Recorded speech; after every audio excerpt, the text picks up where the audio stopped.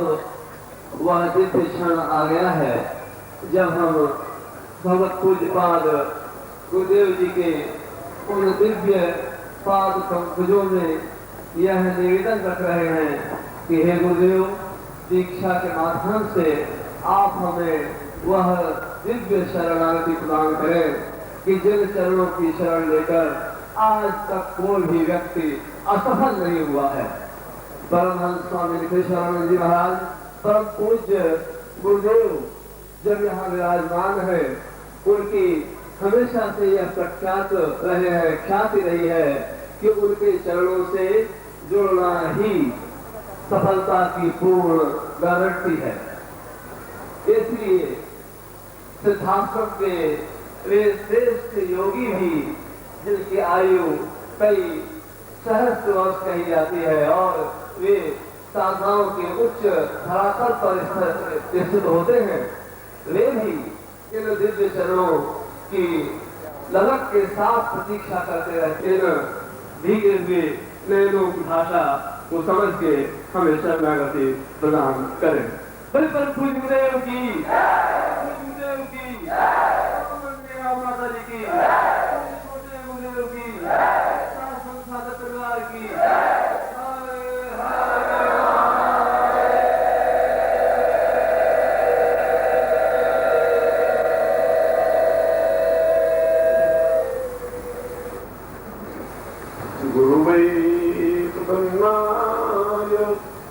भवन्तरूपं दिव्यो ददामि भवनित्यचिन्त्यम् आत्मानुभूतिवदतं भवतं श्रियं वै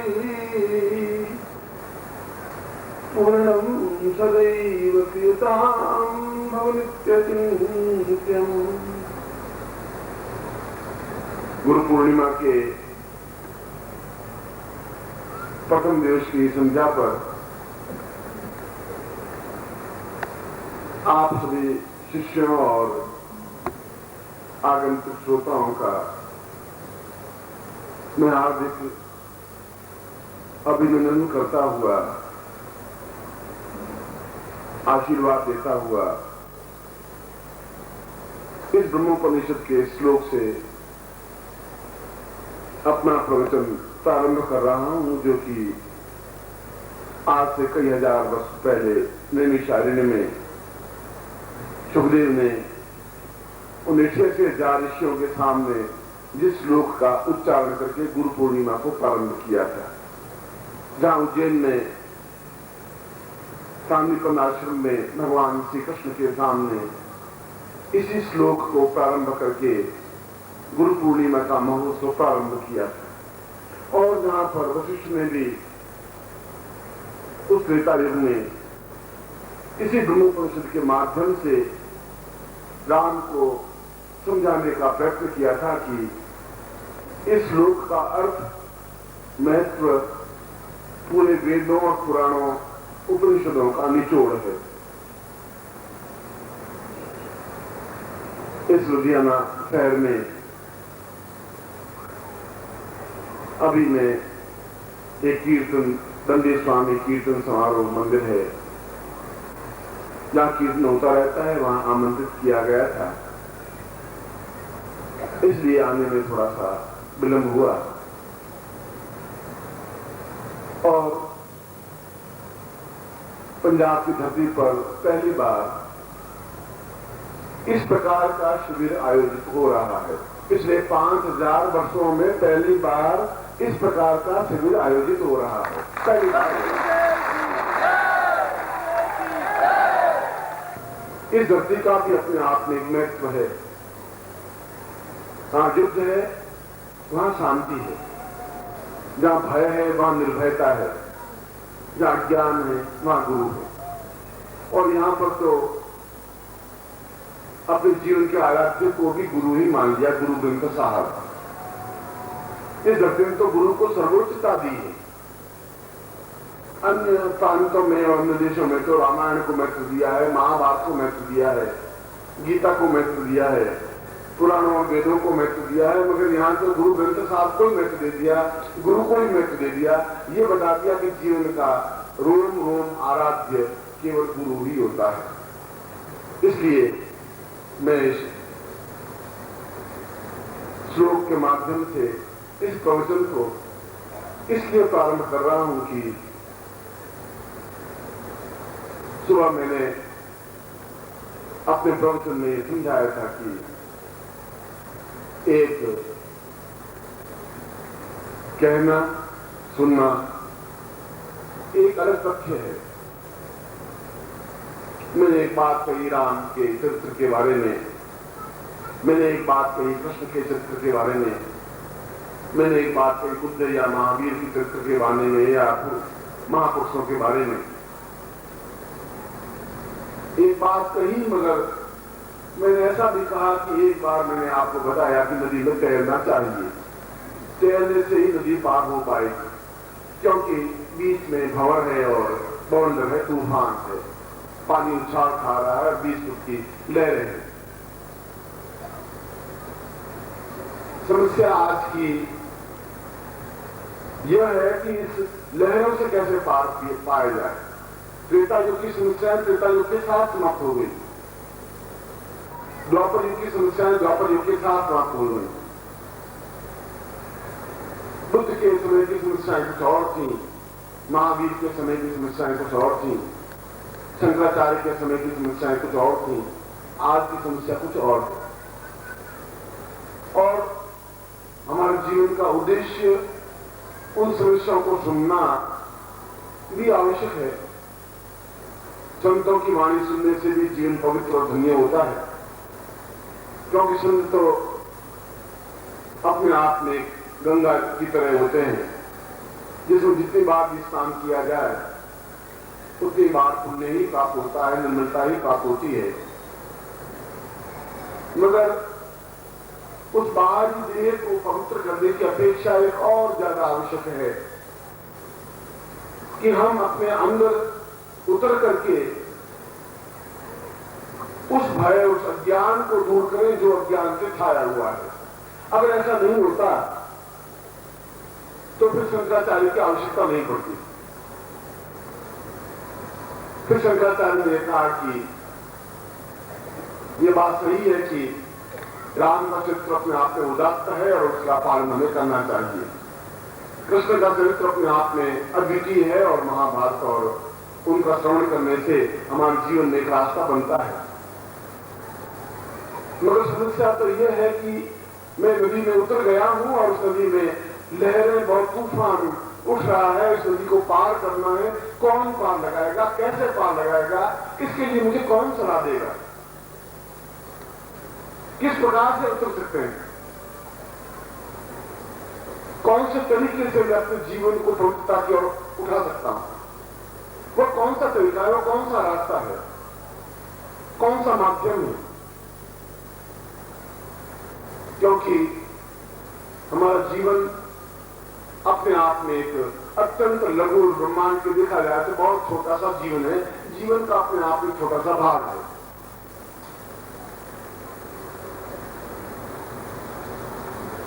और उस जीवन में हमें सब कुछ प्राप्त कर लेना है। 84 लाख योनियों को समेट लेना है।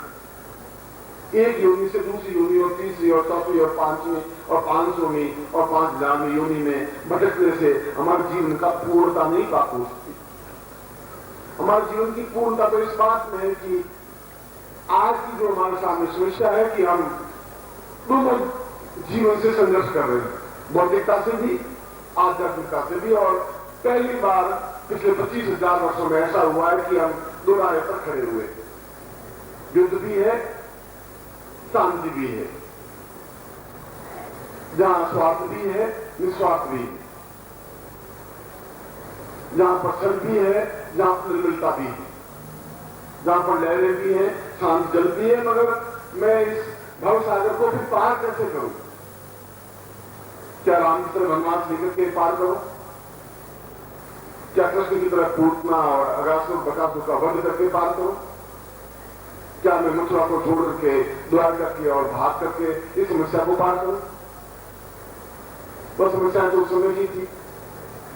आज तो प्रत्येक व्यक्ति के हृदय की समस्या कुछ और है, अलग है। इन समस्याओं का समाधान फिर कैसे होगा? इस समाधान का अता पता, इस समाधान की ढूंढ, इस समाचार का निर्णय लेने में गुरु असमर्थ रहे। उन्होंने इस बात को तो समझाया कि हमें निरंतर मंत्र जाप करना चाहिए, इस बात को समझाया कि कीर्तन होना चाहिए, इस बात को समझाया कि राम हमारे जीवन के आदर्श पुरुष थे, इस बात को समझाया कि पिता की आज्ञा मान की वो वनवास में चले गए, इस बात को भी समझाया कि कृष्ण अपने आप में 16 कला पूर्ण प्रधान पुरुष थे। मगर नानक ने तो अपने जीवन में एक अद्भुत बात कही।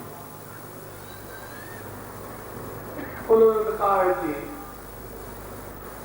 हमें अपने जीवन में ही कुछ ऐसा कार्य, कुछ ऐसा व्यवस्था, कुछ ऐसा चिंतन हमारे जीवन में ही हो जाना चाहिए कि वो सब योनियों से छुटकारा पाकर के उस ब्रह्म के, उस ईश्वर के, उस निराकार के दर्शन कर सके जो हमारे जीवन का लक्ष्य है, उस जीवन की समस्याओं से पार पाते हुए। उसके लिए चाहे हमें चुनौती देनी पड़े, चाहे बलिदान देना पड़े, चाहे कुछ भी करना पड़े, संघर्ष तो संघर्ष है और इस संघर्ष को पार पाना ही जीवन का लक्ष्य और ध्येय हमारे जीवन का है। बस 11, 12, 13 हमारे उत्तर प्रदेश में और दूसरी जगह 13 शब्द बोलते हैं, पंजाब में 13 बोलते हैं। और उसने फिर दरी डाली 13, फिर और दरी डाल दी 13, फिर और तराजू तोड़ के नाम ले दिया 13, 40वीं बार भी दिया तो 13। उसने कहा कि मेरा तो कुछ है ही नहीं, जो कुछ है 13 है, मैं तुमको दे रहा हूं। शाम को फिर पूछा तुमने क्या कर दिया, तो उसने कहा मेरा तो भाई नहीं, मैं तो 1, 2, 3, 4, 12 तक तो बिल्कुल सही था, मगर आगे तो बिल्कुल स्पष्ट बोला 13। मैं 13 पे अटक गया और बराबर 13 देता रहा। मैं 13, उसके बाद में मुझे कोई शिक्षा की जरूरत थी नहीं, जो दिया वो दिया, 13 है वो 13 है, उसको दे दिया।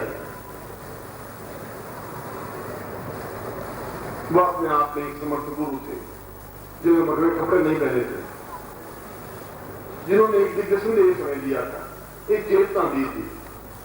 उस गुरु नानक वाणी में उन्होंने स्पष्ट रूप से बताया था कि प्रत्येक समय की समस्या अपने आप में अलग अलग होती है।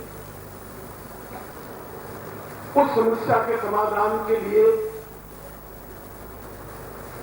बार बार उन पोथी के पन्नों को पलटने से काम नहीं चलेगा,